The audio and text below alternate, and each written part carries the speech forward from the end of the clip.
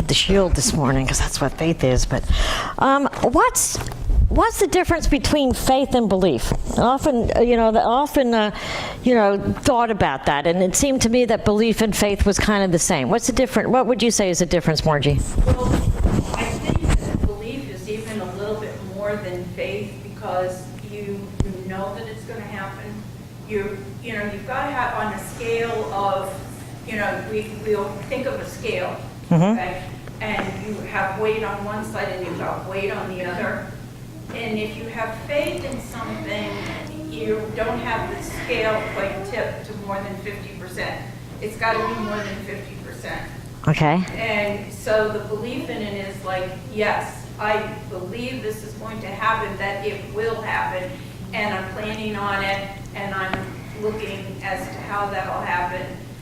And right now, that's one heck of a thing to do. We're being very, very challenged because even to have faith in it, at least for my experience right now, is tough. It's really tough, but this is the time. Yep. Okay, well, thank you. Thank you for sharing that. So, what? Go ahead. I think faith involves confidence. Yeah, faith involves Belief does not. No? Okay, good. He said, I believe that faith involves confidence, which belief does not. That's interesting because it's opposite, but it's very... Yes, it is. That might even be Yeah. And it's interesting because I love, unity, what unity teaches, and Charles Fillmore said, this is what I believe now, but as we evolve, I'm going to believe something different. And I can change, and I love that too, because over the years, as I evolve, I have these aha moments also, and I think everybody does too, and then we change of what we believe and stuff. And for the longest time, I thought kind of belief and faith were, kind of the same, and they could be used intertwined. And now I think there's really a big difference. And a lot of different things this week that I listened to and everything changed my mind about that, and I'll share those. So, of course, the dictionary definition of belief and faith are pretty close. They're pretty close. Faith, the dictionary definition of faith is confidence or trust in a person or thing, belief that is not based on proof, belief in God or in the doctrines or teachings of religion, belief in anything as a code of ethics, standards, or merit. So, and also it says strong or unshakable belief in something. So they use the word belief to actually define faith. Now, actually, the Bible does give an actual definition of faith. And in Hebrews it says, now faith means that we are confident of what we hope for, convinced of what we do not see. And it's interesting because I used to tell the story when I talked about belief and faith, and I would use it intertwined, about Blondin, the tightrope walker. And I'll tell you how I feel different about that now, okay? Blondin, the tightrope walker, was the greatest tightrope walker there was, and he went to walk across Niagara Falls.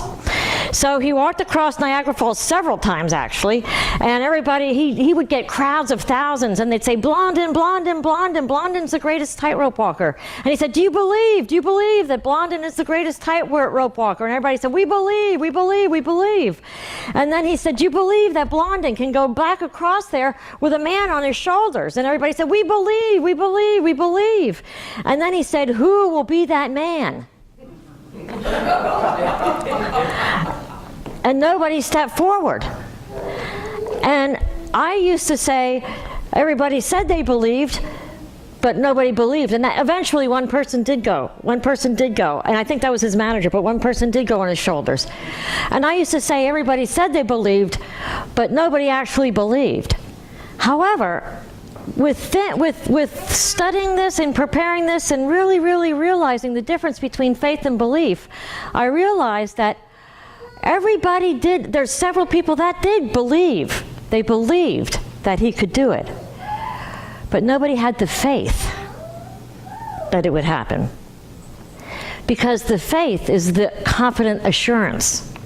He believed, in a lot of things, and if you think about this, you know, you can think maybe about different things that you might believe, but do you have enough faith that you jump on somebody's shoulder, you go with it? I do believe that belief is something that we think is true, but faith gives us the confidence to move forward with it. So, I like this. I was listening to this cassette program on spiritual healing by William Cozy. It's a Unity minister, and it's an older because it's cassette, so it's older thing. But he shared a story that he said this story Charles Fillmore loved to tell, and it was about these two kids that were in a barn, and they were up on the loft type thing, I guess you call it, and they looked down. There's this big haystack. You know, and the one kid said, oh man, wouldn't that be fun to jump into it? And the other kids go, oh, I don't know, it's pretty far down there. You know, he's like, oh, come on, this would be so much fun, let's do it. So the first kid, he jumped in and you know, jumped and rolled out and laughed and said, oh, this is great, come on, jump down. So the other kid's on the top and he's looking down, he said, ooh, that's pretty far. He said, maybe I ought to say a prayer first. So he said a prayer, and he jumped, and he landed on his legs, on his feet, and of course, that didn't work too good, and he broke his leg. So anyway, it was a pretty bad break, and the first kid went to visit him, and he said, the kid with the broken leg said, I don't get it. He said, you just jumped, and you didn't say any prayers or anything. I even said a prayer, and I jumped, and I broke my leg. What do you think that's all about? And the first kid said, well, I guess I was all prayed up ahead of time. Which I thought, that's great. That is great, because that shows the difference between belief and faith, being prayed up ahead of time. I thought that's awesome, because you know that's something that we can do to boost our faith or whatever. But the first one had so much faith, had so much confidence that he didn't even have to stop and think about it. He just did it. You know, and the second one, even though he prayed, he still had that doubt. You know, he still had that doubt, and he still, you know, and his prayer was out of fear, right? His prayer was out of fear. So really, did that help any? No, you know, it didn't, because it came out of fear instead of faith. So, you know, I think about that, you know, the faith of a child. And think about when we say having faith. Now, we all have faith, and we all have lots of faith. What kind of things do we have faith in every day? We have faith that there's going to be enough air to breathe, right? We don't have respirators, or we, you know, we have faith. Other things that we have faith in. Our cars, we get in, turn it on, don't even give it any thought, right? There's all kinds. The sun's going to come up. The sun's going to come up. Some days the clouds will be in front of it, but the sun will be there. Yep. So we all have faith, and it's stuff. And think about that. It's things we don't even think about. We just trust. We have the confidence that it's there, and that allows us to do whatever we want to do. We move forward because of the faith that we have. When we drive down the road, we have faith that other people are going to drive by the rules and not be on our side, right? You know, or else we'd be a wreck getting in the car and driving. You know, so if we question whether we'd ever get there in a day. So we all have faith. But it's a matter of where do we put our faith. Now, think about some things like Margie said, you know, right now, you know, times might be hard for some people. So where are we putting our faith in those times? And that's interesting, is where are we putting our faith? You know, and one of the stories in the Bible was, you know, when they were out in the water and the waves got rough, and, you know, Jesus went out and walked on the water and said to Peter, come on out. And he's like, whoa, you know, I don't think so. But faith is what would give us the ability to step out of the boat into the water, you know, and walk on the water. So if we think about where we're putting our faith and what's holding us back, whatever's holding us back is because we're putting our faith in the wrong thing, right? We're putting our faith, if we have something that we would like to do, but we're afraid that we're not going to succeed, we're putting our faith in the possibility of failure instead of we're putting our faith in success, right? When we're scared about a health issue, we're putting our faith in the power of disease instead of the power of God. We put our faith in what people say, other people say sometimes, instead of what we know is true. You know, so it's a matter of where, number one, where do we put our faith? Because we all know that we have strong faith. So just that, if we make a commitment to actually think about where we're putting our faith and change that, how could our world change? Just that one thing. Now, talking about, you know, being prayed up or whatever. I know this came a couple of years ago. My daughter, my middle daughter, adopted a husky from a shelter. And this husky had been through several homes and been brought back. She'd been on her own for a while and hard to catch. So, you know, when my daughter adopted her, actually the shelter didn't want to let her adopt her because they didn't have the faith in her to be able to take care of her, or, you know, that kind of thing. But the first time that she was packing up to come home for a visit, it was a holiday, and I'm thinking it was probably Easter or something like that. But I know they were coming home the day before, and because I know I was like making desserts and stuff like that day. So they were packing up all the stuff. They packed up their stuff first and carried it out. Then they started packing up her stuff. And when they opened the door, she took off. And it was probably because all that she had gone through, she was either thinking they were either taking her back or they were leaving her. You know, it was abandoned. So she took off. And my daughter called me and she's all upset. Oh my God, the Iris got out. Oh, you know, what am I going to do? She got out and I want her to be safe and everything. And I said, well, you know, just be calm, look for her and stuff like that. And so anyway, I hung up the phone. And I thought, you know what, the way I can help her is to go into meditation and pray and see Iris being safe, see them catching, you know, see them, you know, getting her and, you know, everything else and everything happening. And I remember doing that. And it was the feelings were so strong that it sticks with me, and that's why I'm using this example. And I started visualizing that they would see that you know, they would see her, and I could visualize her look in their face, and you know, I just got to the point that I had this, she's safe. And it was like feeling like everything is okay. And once I had that feeling, I knew I was done. And that it was done, you know, and so it is. And so I just stopped. I started preparing my desserts and everything, and about 20 minutes later, my daughter called and said, we got her. She ran into a dead end, you know, a dead end alley, and, you know, we got her, and, you know, all is well. And I was thinking about that, you know, how can we increase our faith? Is through prayer and meditation. Till we get to that point that our faith is so substantial that we get that feeling like, all is well. Because think about that feeling. You know, that feeling is, you know, how about when you're worried about somebody? They're not home. Okay, well, oh my God, you know, it's 1 o'clock in the morning, where are they? And then they come through the door and it's like, they're safe. You know then, because you have that physical reality. But it's getting to that point first. Because we have to get to that point first, again, for us to see it, right? Because in unity, we know we have to get there first in consciousness before we see that happening. So to get to where we want to go, we have to realize or think about, how do we cultivate that faith? How do we get to that knowing that all is well? And to be honest, you know, I love my daughter's husky, but you know, when my older daughter called me up and said, you know, something that I've been going for a CAT scan every year for, and they're watching, now they're telling me is growing, and they want me to go to see a surgeon, I wasn't quite so quick to go, everything's fine. You know, it's to a point that we have to take time and pray her up. You know, take time and pray her up. And that's what you have to do, and that's what you had to do, and that's what I had to do. And you know, it takes more time sometimes. Some things are harder to pray up on, you know, than other times. But you know what?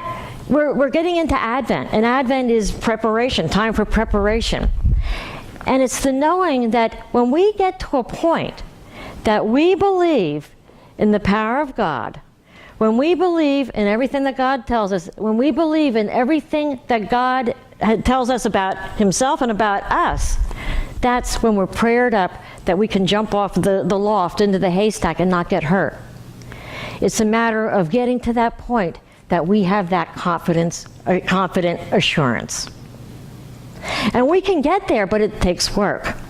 And that's sometimes people don't want to do that work, because it does take work. We have to sit and meditate sometimes. We have to learn, and how do we do that? How do we get to that faith?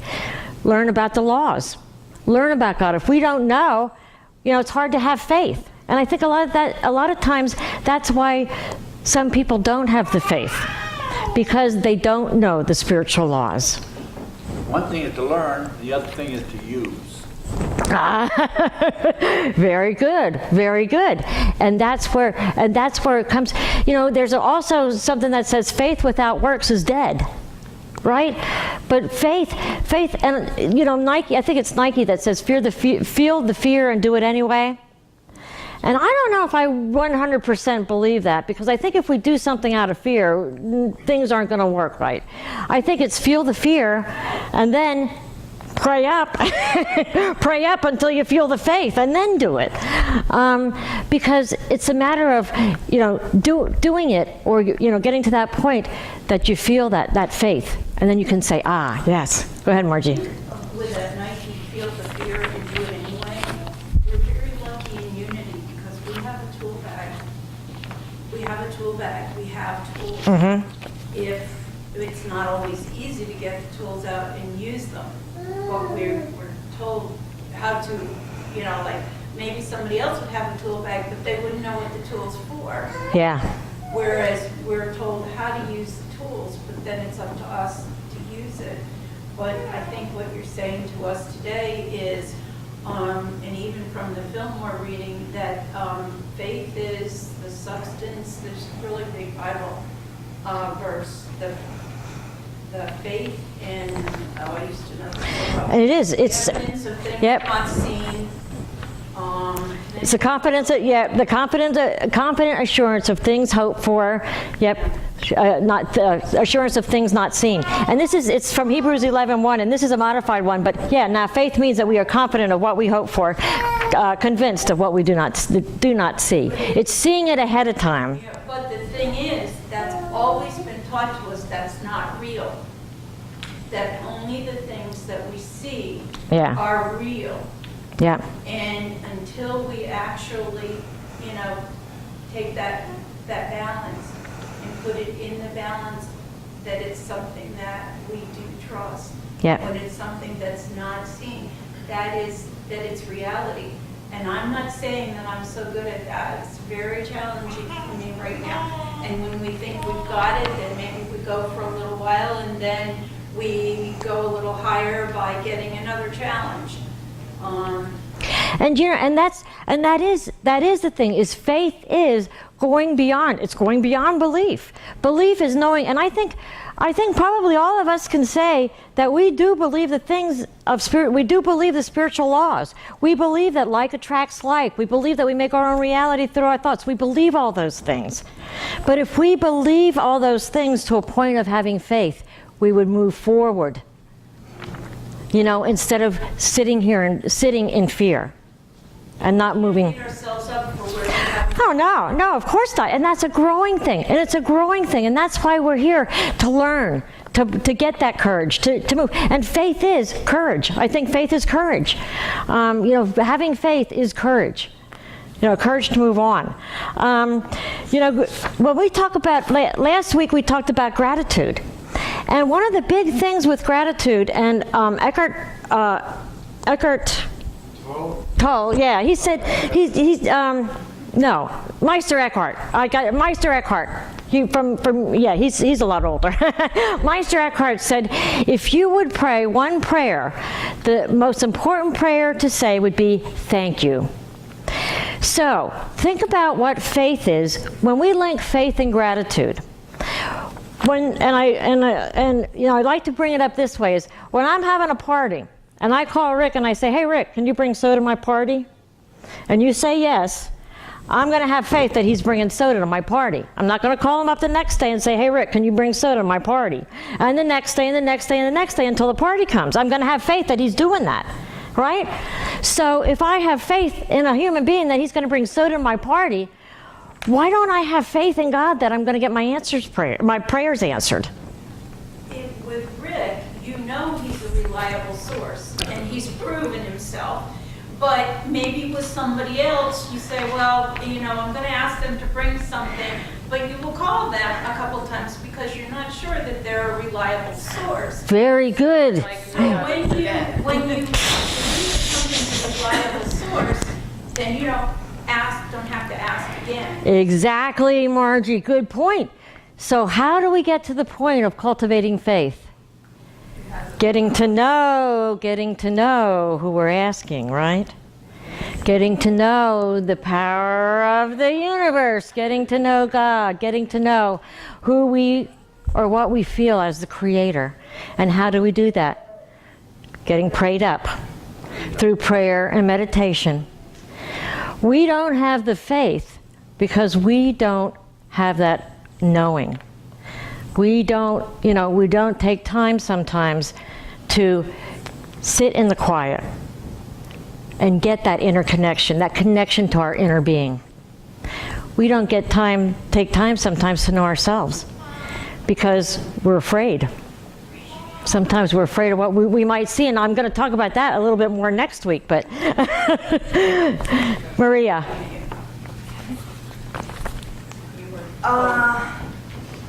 Oh my gosh, I missed my point. His turn. No, it's using the faith, maybe because, like you said, a reliable person. But if we don't give a chance for a person and we don't know if it's going to be reliable or not, how are we going to know, right? Yep. We're going to trust. So we have to, like, okay, I'm going to give that a chance and try to, little by little, trust her. Yeah. So Maybe she's not going, or he's not going to, 100% at the beginning, but if you keep it trying, maybe you're going to turn it out. So exactly. So put that into your spirituality. So think about every prayer that got answered in a way maybe that you didn't expect, in a way even that you asked for, or whatever. But every prayer that got answered, everything that happened in an incredible, miraculous way, and you put those all, in your filing cabinet. And you use that to build up your faith. There's ways to build up your faith. Sometimes we think we should just, have this faith. But we're humans. We need to sometimes build up our faith and take that time. Well, that's what they mean by you have to step out on faith. Yep. You have to. Sometimes you just have to do that. You just have to. Yeah. Because if you don't, then you're going to be stuck. Exactly. Yeah. And how many people are stuck? Out of fear. They're stuck out of fear, and fear is actually, what is that? Somebody said fear is faith reversed or something like that. I've heard that something like that. Fear is faith reversed, and it is, because fear is actually having faith in the wrong thing. Fear is false evidence appearing real. False evidence appearing real, but yeah, it's actually faith in reverse. So, go ahead. I think all you need to do to build up your faith is pray every single day. And you can do a prayer just that God guide you today and meet me, have me meet the people I need to meet. I pray every day for, everything. Pray for the parking spot. There it is. Pray for, I went shopping, close to midnight on Thanksgiving, and I said, okay, angels, be with me because I know this is a crazy time. And there was no parking spots, but I was going to turn down, got the parking spot, and the whole night I came back and I told Dan, I'm like, I can't believe what a wonderful experience I had. I was out there for hours and everything went perfectly. There was no cart, and I got in line anyway, and a cart appeared in front of me. I was like, wow, here's a cart, it's for me. I mean, the whole night went unbelievably like little miracles. And that's awesome, and that's exactly because, and I don't know if you were here for the little story, but that's about being prayed up. Yeah, it's being prayed up. Pray ahead of time. Pray every day to cultivate that faith. And that's exactly. And so when we're stuck in fear of something, or when something, it means that we just have to take a little bit more time and pray on that. A little more time to cultivate that. A little more time to work on that issue, because things will happen that are, that will test. And I don't believe in the thing that God tests our faith or anything like that, but things will happen that will test our own faith. Will test our own faith. So it's a matter of, but think back on gratitude, on saying thank you ahead of time. So if we say thank you ahead of time, what does that do? Seals the deal, right? If we say thank you ahead of time, we're saying, thank you, I believe that that's going to happen. So, part of gratitude too, and having faith, is when we say our prayers, say thank you. Thank you for hearing them. And, I know with gratitude, there's also a story in the Bible about when Lazarus was dead, and, the sisters are, Lazarus is dead. And so he comes and says, Lazarus, come on out of the grave. And this is in the Middle East, so you can imagine it's hot and stinky, and your people are saying, oh, don't come out of there now. But, and what did Jesus say? First, he said, thank you for hearing me. Thank you. I know you hear me all the time. Because he knew he had the faith of what was going to happen. All the healings. He would ask people, do you believe that you're going to be healed? And then he says, your faith has made you whole. It's our faith. It's our faith that makes us whole. It's our faith that gets our prayers answered. And it's all about faith. I have two stories here, and I want you to think about which story you can relate to better, okay? The first story is called The Tiger, the Man, and God. A man was being chased by a tiger. He ran as hard as he could until he was at the edge of the cliff with the tiger in hot pursuit. The man looked over the edge of the cliff and saw a branch growing out of the side of the cliff a few feet down. He jumped down and grabbed the branch just as the tiger reached the cliff. The tiger growled viciously as the man sighed a great sigh of relief. Just then, a mouse came out of a crevice and began to chew on the branch. The man looked down at what was a drop of 1,000 feet and sure death, and looked up to the heavens and yelled out, "Dear God, if you are there, please help. I will do anything you ask, but please help." Suddenly, a voice came booming down from heaven. "You will do anything I ask?" it questioned. The man, shocked to hear a reply to his plea, yelled back, "I will gladly do anything you ask, but please save me." The voice from heaven then replied, "There's only one way to save you, but it will take courage and faith." The branch began to weaken from the mouse, and the tiger was still growling a few feet above the man. "Please, Lord, tell me what I must do, and I will do it. Your will is my will." The voice from heaven then said, "All right then, let go of the branch." The man looked down to a fall of 1,000 feet and certain death. He looked up at the hungry tiger a few feet away and looked at the mouse still chewing on the branch. Then he looked up at the heavens and yelled, "Is there anybody else up there?" Okay, that's story number one. Okay, story number two is called "My Father is the Pilot." A pastor had been on a long flight between church conferences. The first warning of the approaching problems came when the sign of the airplane flashed on, "Fasten your seatbelts." Then, after a while, a calm voice said, "We shall not be serving the beverages at this time as we are expecting a little turbulence. Please be sure that your seatbelt is fastened." As the pastor looked around the aircraft, it became obvious that many of the passengers had become apprehensive. Later, the voice on the intercom said, we are so sorry that we are unable to serve the meal at this time. The turbulence is still ahead of us." And then the storm broke. The ominous cracks of thunder could be heard, even above the roar of the engines. Lightning lit up the darkening skies, and within moments the great plane was like a cork tossed around on a celestial ocean. One minute the airplane was lifted on terrific currents of air, the next it dropped as if it was about to crash. The pastor confessed that he shared the discomfort and fear of those around him. He said, "As I looked around the plane, I could see that nearly all the passengers were upset and alarmed. Some were praying. The future seemed ominous, and many were wondering if they would make it through the storm. Then, suddenly, I saw a little girl. Apparently, the storm meant nothing to her. She had tucked her feet beneath her as she sat on her seat. She was reading a book, and everything within her small world was calm and orderly. Sometimes she closed her eyes, and then she would open them up and read again. Then she would straighten her legs, but worry and fear were not in her world. When the plane was being buffeted by the terrible storm, when it lurched this way and that, as it rose and fell with frightening severity, when all the adults were scared half to death, this marvelous child was completely composed and unafraid. The minister could hardly believe his eyes. It was not surprising, therefore, that when the plane finally reached its destination and all the passengers were hurrying to disembark, our pastor lingered to speak to the little girl whom he had watched for such a long time. Having commented about the storm and the behavior of the plane, he asked why she had not been afraid. The child replied, "Because my daddy's the pilot, and he's taking me home."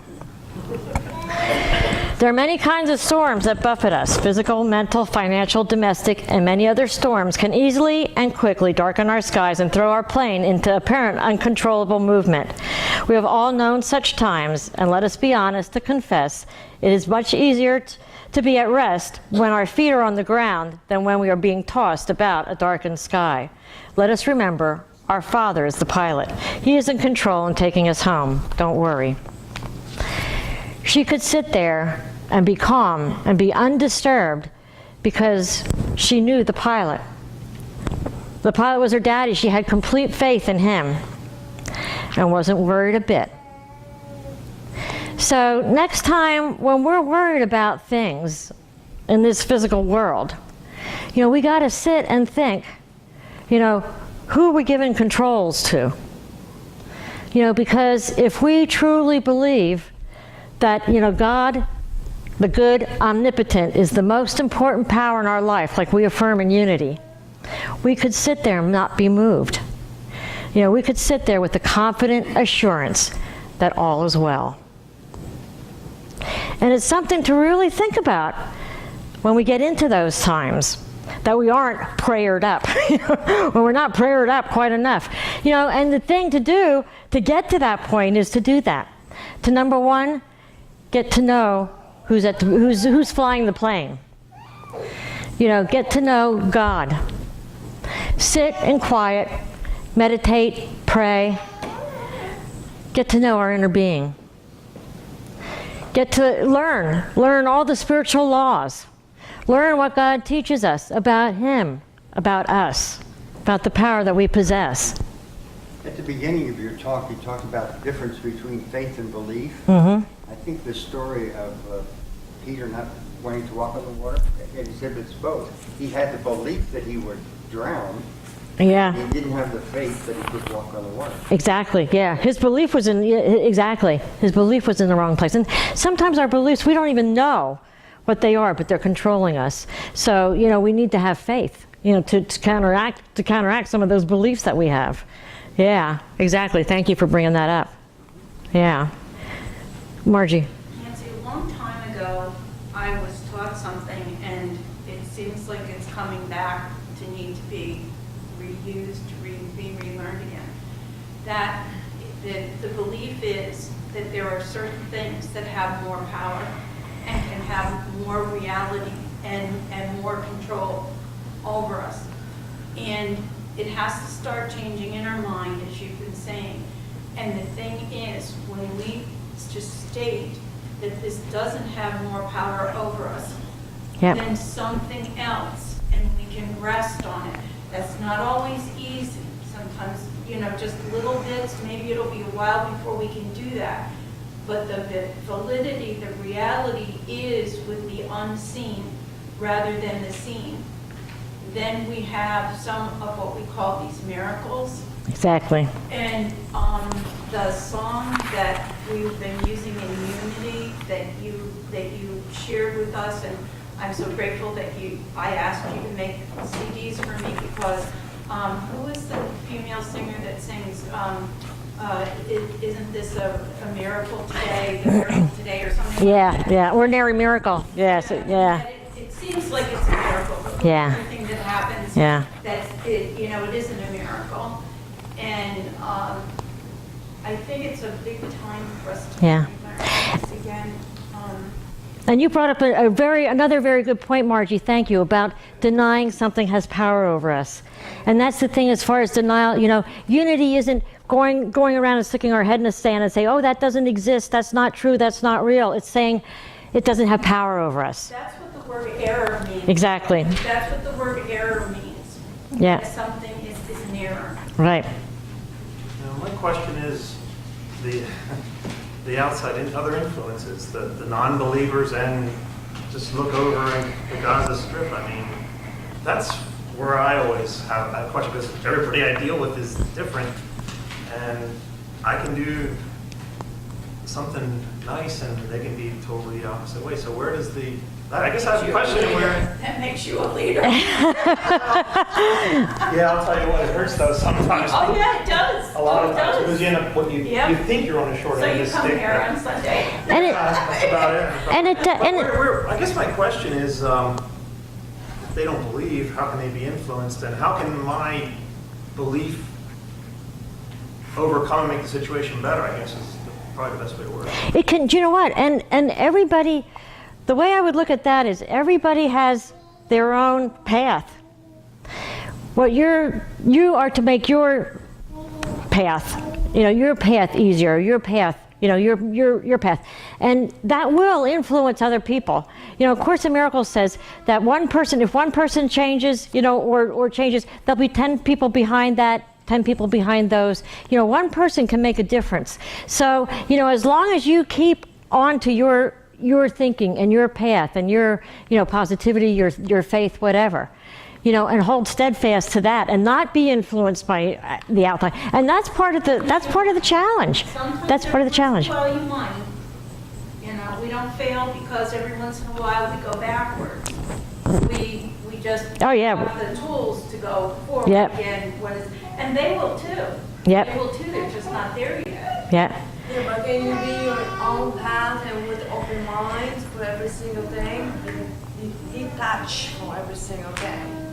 Because we're so attached to every single thing, but can we be open minded with that separation at the same time? It is hard, right? It is. And you know what? That's for me. I need to know what I need to do to keep myself strong. And that's, when I'm too tired, I get, I can be influenced really quickly. When I'm not prayed up or whatever, when I don't take time to get into the silence and to get into that aha of what is really the truth. So I know things that I need to do for myself to get to that point. And when I waver and let other people, make me, I know what I need to do. It's a matter of if I do, if I take time to do it or whatever. But did you want to say something, EJ? Well, we have that belief, and I just heard that, and I say it too, it's hard. And as long as we have a belief that it's hard. It's going to be hard. Yeah, you're right. We can start to Yeah. work on it, change It's things easy. around and say, it's easy. Yeah. Right. That easy button from Yeah. schools. Yeah. That's Yeah. one of the best things. And we forget some of the most important teachings is, with us humans, things are hard, things are impossible, but with God, all things are possible. And that's what we have to, we have to learn, we have to know, we have to get into that knowing. And we don't see the whole picture. Yeah, So Yeah. we think it's a tragedy. yeah, It's the best thing for us. yeah, yeah, So that if we go backwards and we fault ourselves for, oh, I didn't go forward, I didn't go forward. Maybe that going backwards was exactly what we needed to make us ready for it, to make. Oh, there's always an ebb and flow. I mean, look at the ocean, ebb and flow, ebb and flow. There's always an ebb and flow of life, and going backwards, it's not really going backwards. It's like, if you look at it, it's an ebb and flow, So ebb and that's why flow. they say error is needed, good Yeah. and is both needed. Yeah. That we couldn't have this existence without like an error. Yeah. Or Yeah. And to answer Blake, just remember, thoughts are things. Did you hear that? He said to answer Blake, thoughts are things. And that's true. We forget how powerful our thoughts are. Thoughts are things. And, when we talk about conformity, too, is, how, I told you about that study in conformity, how everybody conformed because they didn't want to be the outcast. But when one person stood up and said the right thing, that opened up for other people, too. So it's a matter of one person knowing the truth and sticking with that. It allows everybody, it opens up the door for everybody else too. I want to read out of Course in Miracles. When we did our Return to Love, I opened the book to faithfulness and read this. I thought this was awesome, and I wanted to share this. And it talks about, and I'm not going to read the whole thing because it's a little bit longer, but I want to read the attributes of faithfulness, or what becomes when you're faithful, or have the faithfulness. True faithfulness, however, does not deviate. Being consistent, it is wholly honest. Being unswerving, it is full of trust. Being based on fearlessness, it is gentle. Being certain, it is joyous. And being confident, it is tolerant. Faithfulness, then, combines in itself the other attributes of God's teachers. It implies acceptance of the Word of God and His definition of His Son. And basically, it says that if we have faith, we have joy, because we know we don't have to worry. If we have faith, we have gratitude, because we know it's going to be done. If we have faith, we have all those things that we seek to find, when all we have to do is seek one thing. Seek first the kingdom of God, and trust and faith. Joy. I listened to some Tony Robbins tapes in the car, and he said, in order to have an extraordinary life, you have to have an extraordinary psyche, which I really believe that, because your mind determines everything in your circumstance. Yep. Happiness is determined in your mind, not your circumstances. So, and your faith, the same thing. Faith, what you believe, and you have faith that it's going to be. And there's so many people that don't realize that we do make our own reality. So our fears create our own fears. What I have feared has come upon me. Our fears create our reality, but also our faith creates our reality. So what reality do we want to create? All right, well, it has to happen. We have to bring the old faith children into the scene. So all my life I had faith in my son. So yesterday I had faith in him. And he did the right thing, in my opinion. Now I lost faith in him. How do I take another chance like we're talking about? And you know what? He chose his video games over his family. That's the faith that I gave him the choice, which of course I heard in the other ear from my other half that I wasn't supposed to give him that choice at his age. So where do I go from here? So where do you go? Where do you go? Is how can I look at things differently? Because how you get to a miracle is a different perception. Didn't we ever make the right? So it's a matter of. You're not talking to you got to pat her on the shoulder.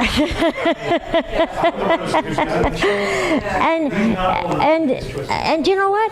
Maybe we can sit with this. And maybe we can sit with this afterwards and discuss about, I actually always had faith in him. Every time I always let him pick his path and learn his lesson. And yesterday he learned the hardest lesson of his life, which he still can't live down to this moment. And maybe you have to have faith that a lesson was learned. So everything is what it's supposed to be. Not in his eyes. In my eyes, I'm ready to move on. He's still stuck. With time for him, the lesson will be learned. In a certain age, right? It's not over yet in his mind because he didn't get what he really wanted to. You know what I mean? Mm-hmm. Because in that age, he didn't give you what. First of all, we should be holding this conversation. Yeah, let's do that. Would want to be the Yeah. of a discussion. It doesn't bother me because it applies to the faith. Yeah. The question is where. And it is you know what? Let's work on that and see a different perception, because I do believe, you know, and it is, the miracle comes when you see things differently, and everybody sees things the way they see it. So that's their reality. But faith is to see things differently, you know, to see things differently. So you know what? Let's talk about this. We'll go into that a little bit deeper. But you have a good thing there, and let's get together afterwards. Yeah. When my daughter was graduating from high school, and it was a year before she graduated, and the yearbooks were being put together, and my daughter did not want me to do anything in her yearbook, and I wanted to do something. It was a very hard time in our family because her father and I were not together. And I really felt like I needed to say something to her. And the one thing that I prayed and prayed and prayed what to say to her. And I knew that I was going to be speaking to all the students who read that yearbook and the parents. And what I said was that as you go forward in your future experience, whether it would be college or not, there's going to be many, many things out there that seem like they are not the way that they should be. But you need to have faith that everything is the way that it's supposed to be, even when it seems like things are terrible. And I had several adults come to me and say to me, that was so inspired. Yeah. That when things seem like they're not the way they're supposed to be, to have the faith that they are. That they are. And it's God that works in all of us, even in the person that seems like they did what they weren't supposed to do. It's God. God's in everybody. God's in everybody. And it's that God that we have to have the faith in. And boy, it's a lot of hard times when you're raising kids to believe that, or dealing with spouses or whatever. That's tough. It is, yeah. Yeah, it is. Adam? A lot of the time, children, they don't know yet how good it feels to interact with other people, and oftentimes getting away and enjoying something else. They're picking what they enjoy over a different kind of enjoyment that they're going to grow into eventually. But people, I think people, they won't do something if they don't enjoy it. And So right about that. Yeah.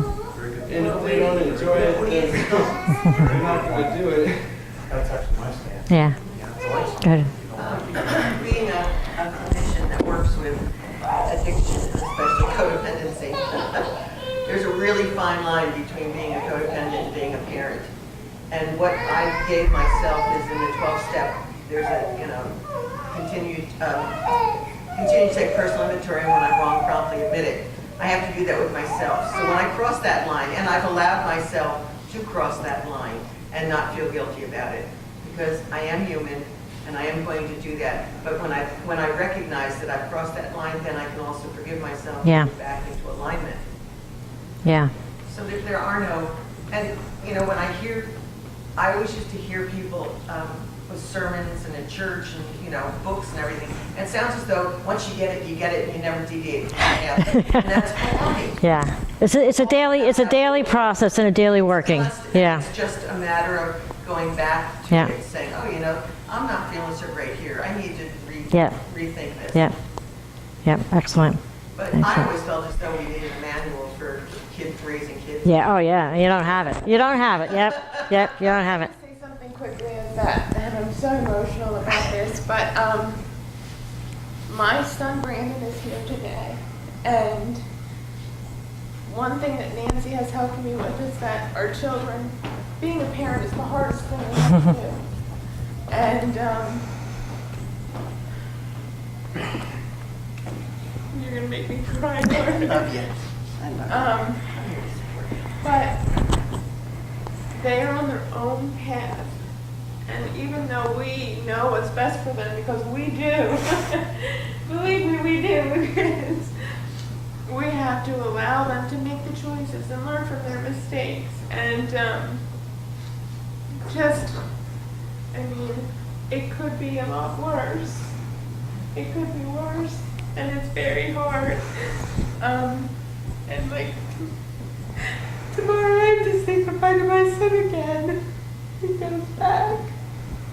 And I'm not trying to downplay anything, but I just have faith that this is what needs to happen.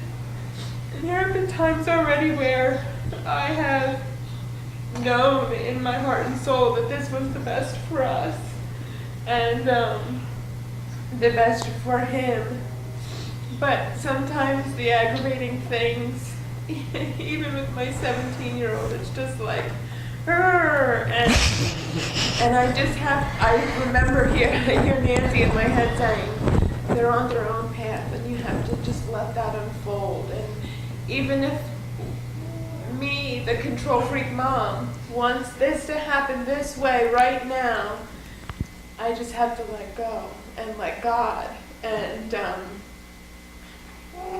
so that's Thank you for sharing. Yes, thank you. Thank you for sharing. And you know, one thing, it reminds me too of my daughter. I remember my oldest daughter when she was like 16 or 17, and her father and I were giving her the talk on the drugs and the alcohol and stuff. And you know, we said to her, you know, we're telling you this because we made a lot of mistakes, you know, in that stuff. And you know, this way you don't have to make those mistakes. And then she, with the infinite wisdom of a teenager, said to me, well then, if I don't make those mistakes, how can I teach my children? I've heard that. So, you know, a different way to look at it, a different way, you know, it's incredible, a different way to look at it, Margie. And then we got to move on, so. I think it's probably one of my counselors, psychological counselors, said to me, when you have a child and they see you as a very good role model, but they don't want to be you. They want to be somebody different. They're going to do exactly the opposite so that they're afraid that they won't be their own person. So when this child is going off the wall and doing different things, it may be that you're a really good parent, but they don't want to be you, and they're afraid of just, you know, how can I be my own person when look at what my parents do. That's interesting. They've got so much good to them, but I don't want to be them. I don't want to be them. That's just like being nothing. So they've got to bounce off the wall a number of times. But boy, especially, you know, with same-sex parents, you know, in children, or sometimes it's opposite sex, but especially with same-sex kids and parents, it's like kids are going to bounce off the wall and do things. I had a daughter who was online going out with a guy that she didn't know was carrying a gun. Wow. And was on house arrest. We didn't know why he was on house arrest, and it was because he was going around with a gang carrying a gun. Yeah. And I kept a good eye on her. But believe me, if I kept her locked up in the house and everything, I kept a good eye on her. Yeah. Whenever we think that our kids are old enough that we can let them go, forget it. But they gotta. Yeah, there's plenty of times when I say, oh my God, I don't want to be like my mom, and then something comes out of my mouth, and I say, oh my God, I'm my mom. So, well, let's take all these thoughts into prayer meditation.